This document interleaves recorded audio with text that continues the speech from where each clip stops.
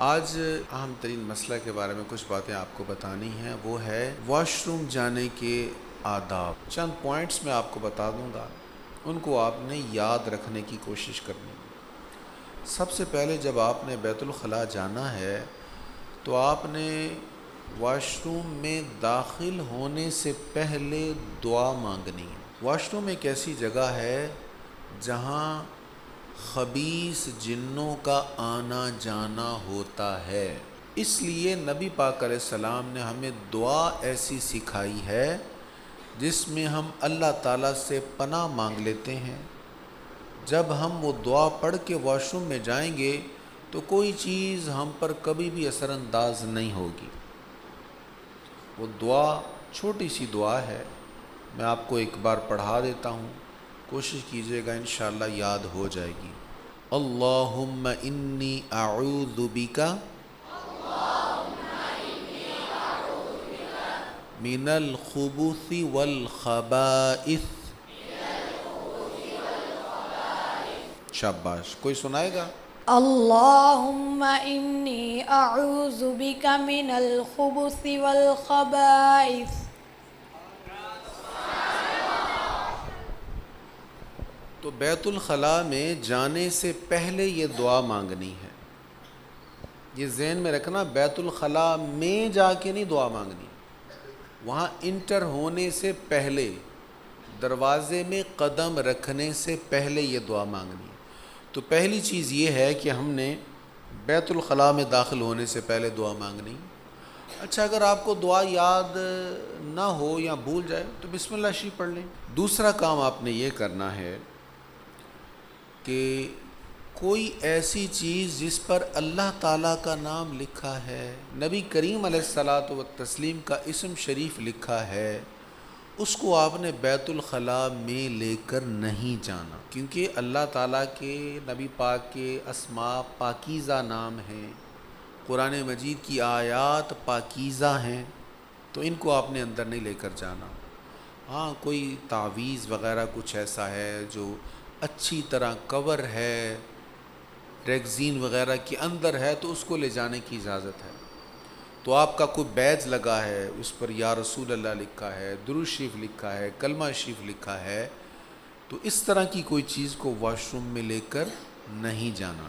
تیسری بات، ننگے پاؤں بھی نہیں جانا۔ یہ نہ ہو آپ گھر میں ہوں اور آپ کو تیز حاجت ہو واش روم جانے کی، آپ بھاگے بھاگے ایسے ہی ننگے پاؤں اندر چلے جائیں، تو بھی پاکیزگی تو نصف ایمان ہے۔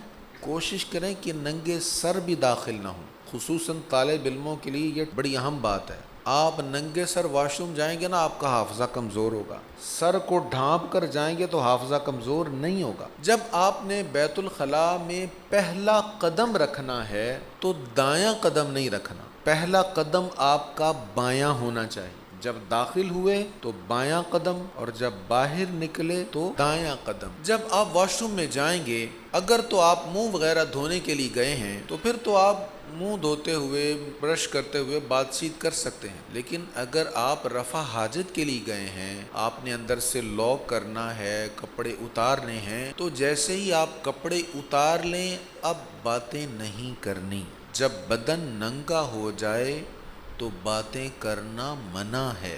آپ واش روم کے لیے آپ نے اپنا سطر کھولا ہے، یعنی کپڑے اتارے ہیں یا نہانے کے لیے، تو جب بدن ننگا ہو جائے اب کوئی گفتگو نہیں کرنی۔ کوشش کریں اپنی ضرورت کی ساری چیزیں اندر لے کر جائیں۔ واش روم میں جا کر آپ آواز دیں مجھے کپڑے پکڑا دو، شیمپو نہیں ہے مجھے شیمپو پکڑائیں، تولیہ ادھر نہیں ہے، فلاں چیز نہیں ہے، تو ننگے بدن گفتگو کرنا منع ہے۔ تو کوشش کریں اپنی عادت یہ بنائیں کہ اپنی ساری چیزیں، اگر آپ غسل کرنے لگے ہیں تو آپ کی ساری چیزیں پوری ہوں اور پھر آپ واش روم میں جائیں۔ یہ یاد رکھنے والی باتیں ہیں بچوں، یہ زندگی بھر آپ کے کام آنے والی باتیں۔ آج کل ایک اور بہت بری عادت بچوں میں پڑ گئی ہے، وہ یہ ہے کہ واش روم جانے سے پہلے موبائل فون ہاتھ میں لے لیتے ہیں۔ یہ بڑی غلط عادت ہے۔ واش روم میں جا کر موبائل فون استعمال کرنا یہ صحت کے اعتبار سے بھی غلط ہے، اور ویسے بھی اس کے بہت زیادہ نقصانات آ رہے ہیں۔ آپ کے علم میں ہونا چاہیے کہ آپ کا جو فون ہے نا، اس کا جو کیمرہ ہے یہ چلتا رہتا ہے۔ آپ اس کیمرے کو نہ بھی یوز کر رہے ہوں، یہ اپنا کام کر رہا ہوتا ہے۔ ہو سکتا آپ کا بدن ننگا ہو اور یہ کیمرہ اس کی ویڈیو بنا لے، بلکہ جب آپ گھر میں کپڑے چینج کرنے لگے ہیں کسی روم میں، تو اس بات کا خیال رکھا کریں سامنے کوئی سیل فون تو نہیں پڑا، کوئی لیپ ٹاپ جس کے فرنٹ پہ کیم لگا ہو وہ تو نہیں سامنے پڑا، کیونکہ یہ کیمرے اکثر ہیک ہو جاتے ہیں، اور جب یہ ہیک ہوتے ہیں تو پھر کوئی اور ان کیمروں کو یوز کر لیتا ہے، اس کی پکچر بنا لیتا ہے، ویڈیوز بنا لیتا ہے، پھر اس کا مس یوز ہوتا ہے۔ اس لیے یہ فون کے اگرچہ بہت سارے فائدے ہیں لیکن اس کے نقصانات بھی ہیں، تو اس کو واش روم کے اندر ہرگز لے کر نہ جائیں۔ جب آپ واش روم کریں گے تو ظاہر ہے اگر چھوٹا پیشاب کیا تو اس کو دھونا ہے، تو دھونے کے لیے یا تو آپ لوٹے سے پانی ڈالیں گے، یا آپ کے پاس وہ واش روم کا چھوٹا شاور ہوگا جس کو عام طور پہ ہم مسلم شاور کہتے ہیں، تو شاور کو یا لوٹے کو آپ نے دائیں ہاتھ میں لے کر دھونا ہے، بائیں ہاتھ میں لے کر اپنے جسم پر پانی نہیں ڈالنا۔ اور اگر آپ بڑا پیشاب کریں گے تو پاکیزگی صفائی حاصل کرنے کے لیے آپ کو ساتھ دوسرا ہاتھ بھی یوز کرنا پڑے گا۔ اب دوسرا ہاتھ جو آپ نے لگانا ہے وہ بایاں ہاتھ لگانا ہے، یعنی جس ہاتھ میں لوٹا یا شاور ہوگا وہ دایاں ہاتھ، اور جس ہاتھ سے آپ نے اپنے جسم کو ملنا ہے دھونا ہے وہ بایاں ہاتھ۔ اب بڑے پیشاب کے بعد جب آپ نے اپنے بدن کو دھونا ہے تو آپ نے پورے ہاتھ سے نہیں ملنا، آپ نے کوشش کرنی یہ درمیان والی یہ انگلی، یہ جو بڑی انگلی ہے اس کو تھوڑا سا باہر نکالیں، یہ 3 انگلیاں آپ نے یوز کرنی، یہ درمیان والی 3 انگلیاں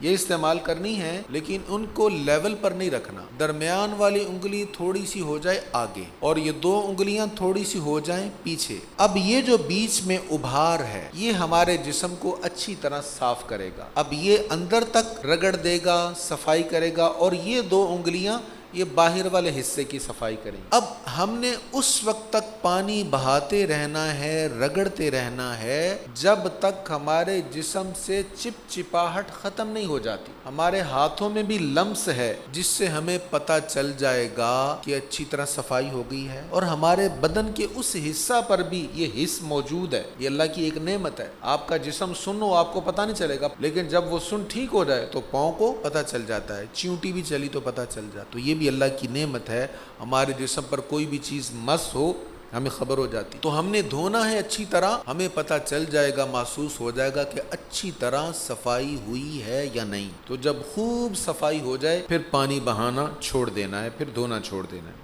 اور اہم ترین بات، بیت الخلاء میں ضرورت کے مطابق ٹھہریں، زیادہ وقت نہ گزاریں۔ بیت الخلاء میں زیادہ وقت گزارنا بھی ذہنی کمزوری کا سبب بنتا ہے، اس کے بھی جسمانی اعتبار سے اور ذہنی اعتبار سے بڑے نقصانات ہوتے ہیں۔ جتنی دیر ضرورت ہے اتنی دیر ٹھہریں، زیادہ وقت نہ گزاریں۔ بیت الخلاء استعمال کے بعد آپ نے صفائی کا بھی اہتمام کرنا ہے۔ دیکھیے آپ کہیں بھی ہیں، مدرسہ میں ہیں، مسجد میں ہیں، گھر میں ہیں، تو بیت الخلاء آپ نے استعمال کیا ہے، اب پانی بھی بہانا ہے۔ پانی کتنا بہانا ہے؟ جتنی ضرورت ہے، ضرورت کے مطابق پانی بہانا ہے، اور صفائی کا بھی اہتمام کرنا ہے۔ آپ گھر پر ہوں تب بھی اس بات کا خیال رکھیں، صفائی کرنا یہ بہت افضل کام ہے۔ گھر میں ماسی کام کرنے والی، اس کا مطلب یہ نہیں کہ ہم صفائی نہیں کر سکتے۔ پاکیزگی کا اہتمام کرنا تو نبیوں کی سنت ہے۔ اور پھر دیکھو نا، ہم کہتے ہیں کبھی میں نے تو جو کرنا تھا کر لیا، میں کیوں صفائی کروں؟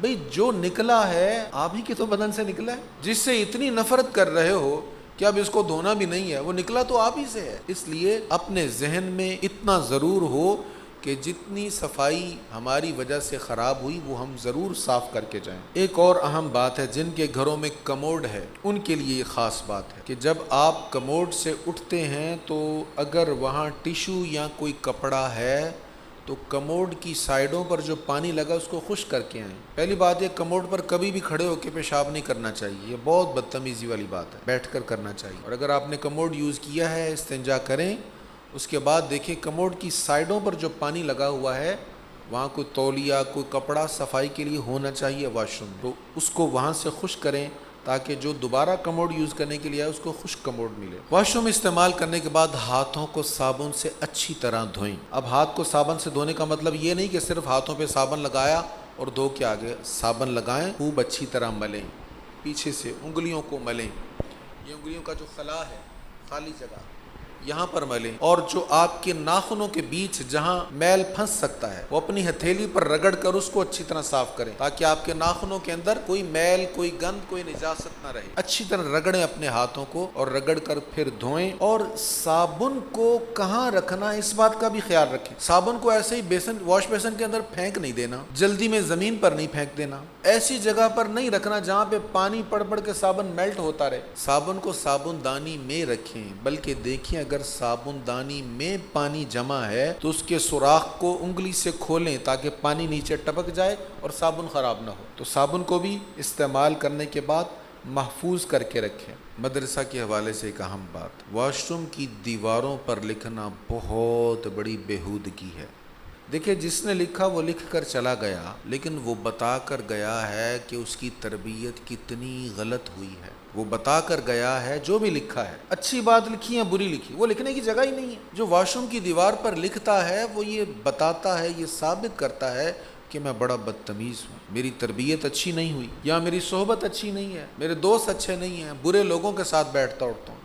تو واش روم کی دیواروں پر کبھی بھی نہیں لکھنا چاہیے۔ اگر کبھی کہیں کچھ لکھا ہو تو اس کی طرف توجہ نہیں کرنی چاہیے، ہو سکے وقت ہو، آسانی ہو تو اس کو مٹا دینا چاہیے۔ گھروں میں یہ اہتمام ہونا چاہیے کہ واش روم میں جانے کا جوتا الگ ہو۔ جیسے میں نے شروع میں کہا کہ ننگے پاؤں واش روم میں نہیں جانا چاہیے، کیونکہ جب آپ واپس آئیں گے تو آپ کے پیروں کے ساتھ نجاست آ جائے گی باہر۔ اسی طرح اگر باہر کا جوتا آپ اندر لے کر جائیں گے تو جوتے کے ساتھ ہی اندر کی نجاست یا اندر کا ناپاک پانی باہر آئے گا۔ تو یہ کوشش کرنی چاہیے کہ واش روم کا جوتا الگ ہونا چاہیے۔ واش روم میں داخل ہونے سے پہلے گھر کا عام جوتا باہر اتار دیں اور اندر کا جوتا استعمال کریں، اور جب آپ باہر نکلنے لگے تو اس کو جوتے کو اندر رکھ دیں اور باہر جو گھر کا جوتا پڑا اس کو پھر پہن لیں۔ اہم ترین بات، واش روم سے نکلنے سے پہلے دروازہ بعد میں کھولنا ہے، پہلے کپڑے ٹھیک کرنے ہیں اپنے۔ یہ کوئی بات تو نہیں ہے ابھی باہر نکلیں اور باہر نکل کے نالا باندھ رہے ہیں، یہ تو بڑی بدتمیزی والی بات ہے۔ باہر نکلیں، قمیض آدھی اندر ہے آدھی باہر ہے، باہر نکل کے اس کو ٹھیک کر رہے ہیں۔ شلوار کا ایک حصہ اوپر ہے، ایک حصہ نیچے ہے، ایک طرف کا پائنچہ آپ کا بہت اوپر ہے اور ایک طرف کا بالکل نیچے ہے۔ تو اطمینان سے، اگر آپ نے آزار بند باندھا ہوا ہے تو اس کو اچھی طرح باندھیں، اور اگر آپ الاسٹک یوز کر رہے ہیں تو اپنی پھر بھی شلوار کو درست کریں، اپنے نیفے کو بیلنس میں لائیں۔ یہ جو آپ کی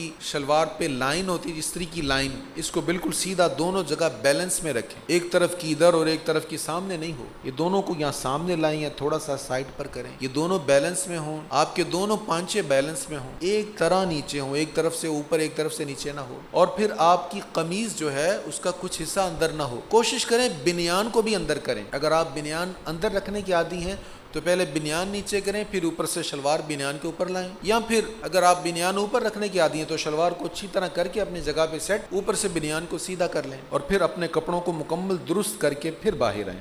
ضرورت سے زائد پانی نہیں استعمال کرنا چاہیے، بہت بڑا گناہ ہے۔ کچھ لوگ ایسے کرتے ہیں، واش روم میں گئے اور ٹوٹی کو کھول دیا، اب جتنی دیر بیٹھے رہے ٹوٹی چل رہی ہے، پانی ضائع ہو رہا ہے۔ کبھی آپ چولستان میں جائیں نا تو دیکھیں کہ میلوں میل دور سے لوگ مٹکوں میں، مشکیزوں میں پانی بھر کے لاتے ہیں اور پھر تھوڑا تھوڑا پیتے ہیں، کہیں پانی ختم نہ ہو جائے۔ یہ ہمیں مفت میں پانی ملا ہوا ہے تو اس کی قدر کریں، اس کو ضائع نہ کریں۔ تو یہ تو واش روم کے استعمال کی باتیں تھیں۔ اگر آپ واش روم جا رہے ہیں اور واش روم کے اندر پہلے سے کوئی ہے تو اب کیا کرنا ہے؟ کوئی بتائے گا؟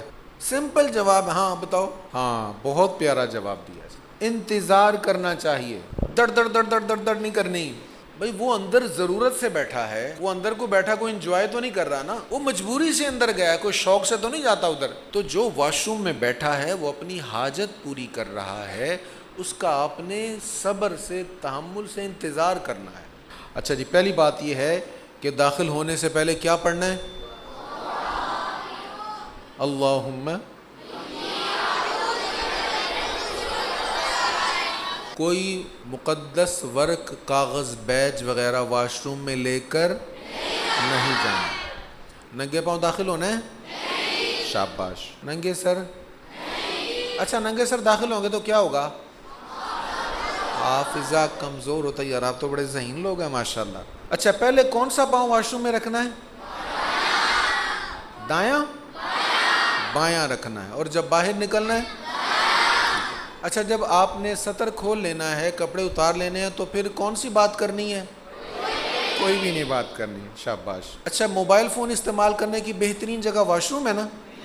ہاں، واش روم میں موبائل فون نہیں لے کر جانا، شاباش۔ اچھا، کھڑے ہو کر پیشاب کر سکتے ہیں؟ نہیں کرنا، کموڈ پر بھی نہیں کرنا، اور اگر WC ہے تو وہاں پر بھی کھڑے ہو کر نہیں کرنا۔ لوٹا کون سے ہاتھ سے پکڑنا ہے؟ اور اگر آپ نے بڑا پیشاب کیا تو کس ہاتھ سے آپ نے جسم کو رگڑنا ہے؟ بائیں ہاتھ سے۔ بائیں ہاتھ کی کتنی انگلیاں؟ سائیڈوں والی؟ درمیان والی، شاباش۔ درمیان والی 3 انگلیوں میں سے ایک انگلی کو نیچے کر لینا ہے، تھوڑا سا ابھار لینا ہے تاکہ اچھی طرح صفائی ہو جائے۔ اچھا، واش روم جب آپ استعمال کر لیں گے تو پھر صفائی تو نہیں کرنی چاہیے، تو ماسی کا کام ہے۔ صفائی کرنی چاہیے؟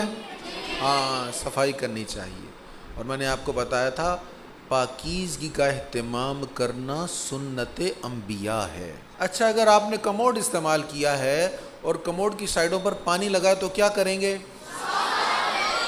اس کو اگر وہاں کو کپڑا وغیرہ ہو تو اس سے خشک کرنا چاہیے، یہ نہ ہو اپنے کپڑوں سے خشک کرنے لگ جاؤ۔ الگ سے کپڑا ہونا چاہیے واش روم میں جو کموڈ کی سائڈوں کو خشک کیا جا سکے۔ اچھا، صابن کو استعمال کرنے کے بعد واش بیسن کے بالکل درمیان میں رکھنا ہے؟ کہاں رکھنا ہے؟ صابن دانی میں رکھنا ہے، اور اگر صابن دانی میں پانی کھڑا ہو تو اور پانی ڈال دینا ہے؟ نہیں ڈالنا، کیا کرنا ہے؟